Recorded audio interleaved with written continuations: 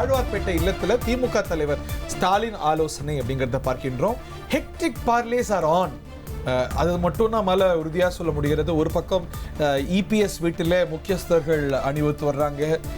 திமுகவுடைய சட்டமன்ற குழு தலைவர் தேர்வு குறித்தும் திரு ஸ்டாலின் அவர்கள் பேசுறாரு.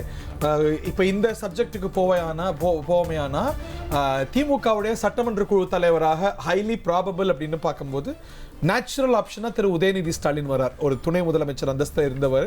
அவர் தான் இன்னைக்கு ஜெயித்து வந்திருக்கிறதுல வந்திருக்கிறாரு. மற்ற சீனியர்ஸும் இருக்கிறாங்க. ரெண்டு பாதையை திமுக எடுக்கலாம். ஒன்று கே நேரு போன்றவரை எதிர்கட்சி தலைவராக அமர்த்தலாம், இல்லை திரு உதயநிதி ஸ்டாலினே இதை முன்னிறுத்துறதுக்கு அவருக்கான ஒரு ட்ரைனிங் கிரவுண்டாக அமைக்கலாம். What you think are the option Sanjeevi? இல்லை, அவர் பில்லிங்காக இருக்காருன்னு தெரியல. எனக்கு இருக்கக்கூடிய தகவல் படி அவர் என்ன சொல்றாரு அப்படின்னா, ஏற்கனவே நிறைய முன்னோர்கள் இருக்காங்க, எதிர்கட்சியில் செயல்பட்ட முன்னோர்கள் இருக்காங்க. தலைவர் முடிவு எடுத்தா நான் ஓகேன்னு சொன்னார். அது வெளியில சொன்னது அவர் இன்ஃபர்மேஷன் சொல்றாரு. இல்ல, அதான் சொல்றேன். ஏற்கனவே தங்கம் தென்னரசு, அதே போன்ற ஐ பெரியசாமி, கே நேரு போன்ற தலைவர்கள் இருக்காங்க, எதிர்கட்சியில் செயல்பட்டவங்க பல ஆண்டுகளா. இவர் டைரக்டா எம்எல்ஏ ஆகும்போது தேவர் ரூலிங் பார்ட்டி. அதனால அந்த எக்ஸ்பீரியன்ஸை ஹேண்டில் பண்ண எழுத முடியுமா அப்படின்ற மாதிரி ஒரு கேள்வி எழுது இல்லையா? ஸோ அது போன்ற விஷயங்கள்லாம் I think meeting. Having set யாரு ஓகே, ஹேவிங் செட் தட் நீங்க எதிர்கட்சியா இருக்கும்போது பரிமளிக்கிறதுக்கான வாய்ப்பு இருக்கு. ஆளுங்கட்சிங்கும் போது ஒரு இன்கம்பன்சியோடைய சவாலை இல்லை ஒரு இயல்பாகவே ஒரு விமர்சன பார்வை இருக்கும். எதிர்கட்சியா இருக்கும்போது நீங்க ஸ்கோர் பண்றீங்க, நல்லா இறங்கி விளையாடுறதுக்கான ஸ்கோப்பும் இருக்கும். அவரோட பொலிட்டிக்கல் ஃபியூச்சருக்கு அதை கன்சிடர் பண்ணுவாங்களா இல்லையாங்கிறது நம்ம பார்க்கணும். We have to wait and see. எல்லா ஸ்ட்ரீம் ஆஃப் தாட்ஸும் இருக்கும். Everything is a possibility. இந்த நிலையில இந்த சந்திப்பு, இந்த மீட்டிங் குறித்து நம்முடைய திமுக பீட்டை உற்று கவனிக்கக்கூடிய நமது செய்தியாளர் ரமேஷ் இந்த தகவல்களோடு இணைந்திருக்கிறார். இந்த ஆலோசனை கூட்டத்துடைய முக்கியமான அஜெண்டா வெறும் திமுகவுடைய சட்டமன்ற குழு தலைவரை தேர்ந்தெடுப்பது தொடர்பானது மட்டுமா, இல்ல நேற்று மாலையிலேருந்து ரக்கை கட்டி பறக்கக்கூடிய அந்த ஃபார்முலேஷன் பற்றியும் பேசப்படுகிறதா? What are your inputs Ramesh?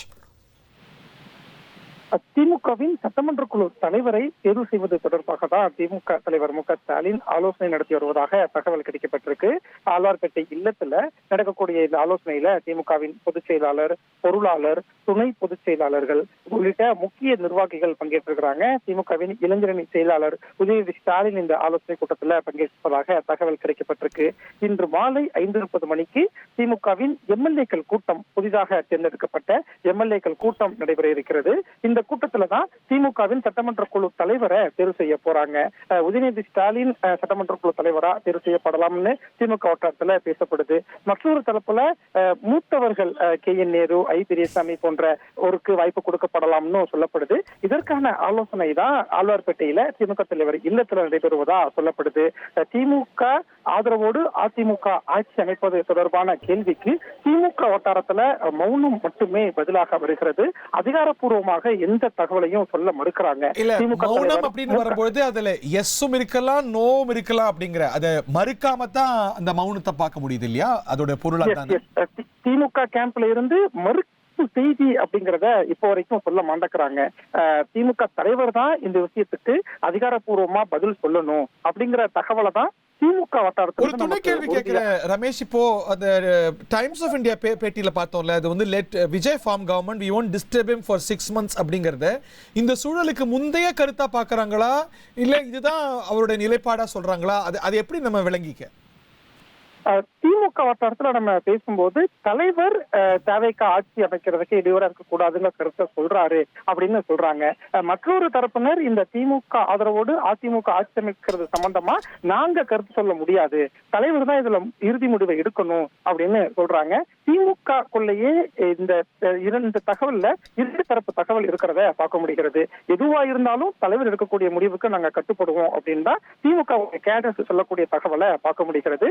எனவே இந்த விவகாரத்துல திமுக எப்போது ஒரு அதிகாரப்பூர்வ தகவலை சொல்ல போகுது, எப்போது இதற்கு ஒரு முற்றுப்புள்ளி வைக்க போகிறது அப்படிங்கிற எதிர்பார்ப்பு தான் அரசியல் வட்டாரத்திலையும் திமுக நிர்வாகிகள் வட்டாரத்திலையும் இருக்குது.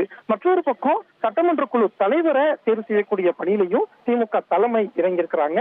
இன்று மாலை நாளை இரவு 7 மணிக்குள்ள சட்டமன்ற குழு தலைவர் யார் என்ற கேள்விக்கும் விடை கிடைக்க இருக்கிறது. இதுதான் திமுக வட்டாரத்திலிருந்து நமக்கு கிடைக்கக்கூடிய ஒரு தகவல். சோ இன்று திமுகவுடைய சட்டமன்ற குழு தலைவர் யார் அப்படின்னு நமக்கு தெளிவா தெரிஞ்சிடும். பட் ஆனா வேற நகர்வுகளை ஆட்சி அமைப்பது தொடர்பாக திராவிட முன்னேற்ற கழகம் செய்கிறதா இல்லையா அப்படிங்கிறதுக்கு நமக்கு எந்த பதிலும் இல்லை. திமுக அதை வந்து மறுதளிக்கவும் இல்லாம கன்ஃபார்ம் பண்ணவும் இல்லாம ஒரு சைலன்ஸை வெளிப்படுத்துறாங்கன்னு நம்ம பார்க்கலாம் இல்லையா? அதேதான் திமுக வட்டாரத்துல நிர்வாகிகள் சொல்லக்கூடிய தகவல், இந்த பேச்சுவார்த்தை வெளியாகக்கூடிய செய்திகளை எல்லாமே நாங்களும் எங்களுடைய நாலேஜுக்கும் வந்திருக்கு. ஆனா திமுக தலைவர்கிட்ட நாங்களும் பேசிக்கிட்டு இருக்கோம். தலைவர் என்ன செய்தியை சொல்றாரோ அதை தான் நாங்க சொல்ல முடியும் அப்படின்னு சொல்றாங்க. திமுக தரப்புல இருந்து பிரதானமா செய்தியாளர் சந்திக்கக்கூடிய பல செய்தி தொடர்பாளர்கள், 2ஆம் கட்ட தலைவர்களை நம்ம சந்திச்சு பேசி இருந்தோம். அவங்க சொல்லக்கூடிய தகவல், திமுக தலைவருடைய நாலேஜ் இல்லாம நாங்க இதுல கருத்து சொல்ல முடியாது. திமுக தலைவர் என்ன சொல்றாரோ அதை நாங்க விரைவில் சொல்றோம், இன்றைக்கு மாலைக்குள்ள நாங்க சொல்றோம் அப்படின்னு தான் திமுகவுடைய 2ஆம் கட்ட தலைவர்கள் நமக்கு தகவல் சொல்றாங்க. திமுக தலைவர் மு.க. ஸ்டாலினை பொறுத்த வரைக்கும் நேற்று மாலை ஆங்கில நாளிதழுக்கு பேட்டி அளித்திருந்தாரு. அந்த பேட்டியில தான் தவேகாவுக்கு நாங்க ஆட்சி அமைக்கிறதுக்கு இடையூறா இருக்க மாட்டோம், நாங்க கொண்டு வந்த திட்டத்தை அவங்க தொடரணும் அப்படின்னு சொல்லியிருந்தாரு. இது வந்து இன்னைக்கு காலையில பிரசுரமா இருக்கிறது. ஆனா இது கொடுக்கப்பட்ட நேரம் அப்படிங்கிறது நேற்று மாலை. நேற்று மாலை தான் திமுக தலைவர் இந்த பேட்டியை கொடுத்திருக்கார் அப்படின்னு நமக்கு திமுக வட்டாரத்துல உறுதிப்படுத்துறாங்க.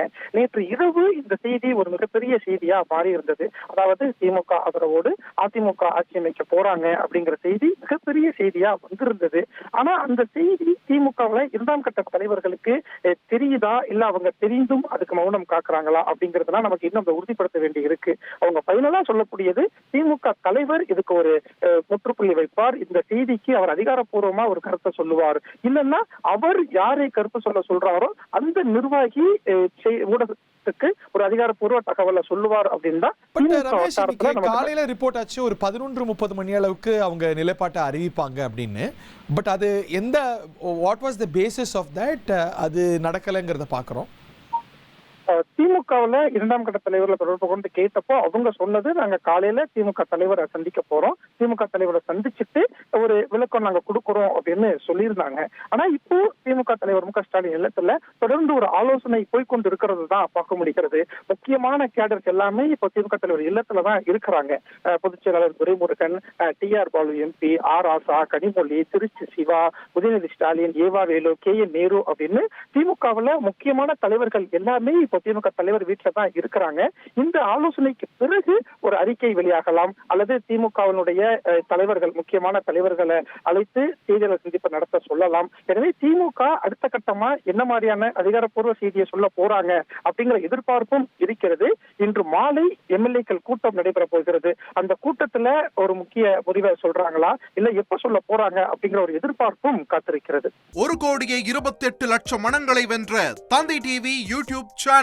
தவிர்க்க முடியாத தம்ப்நெயில், கலக்கலான கான்டென்ட்ஸ். நீங்களும் இந்த குடும்பத்தில் இணைய இப்பவே சப்ஸ்கிரைப் பண்ணுங்க. அசுரபலம் கொண்ட எங்கள் டிஜிட்டல் கரங்களில் உங்கள் விளம்பரங்களை சேர்க்க வாட்ஸ்அப் பண்ணுங்க. 8939888838. Email advttv@dttv.in.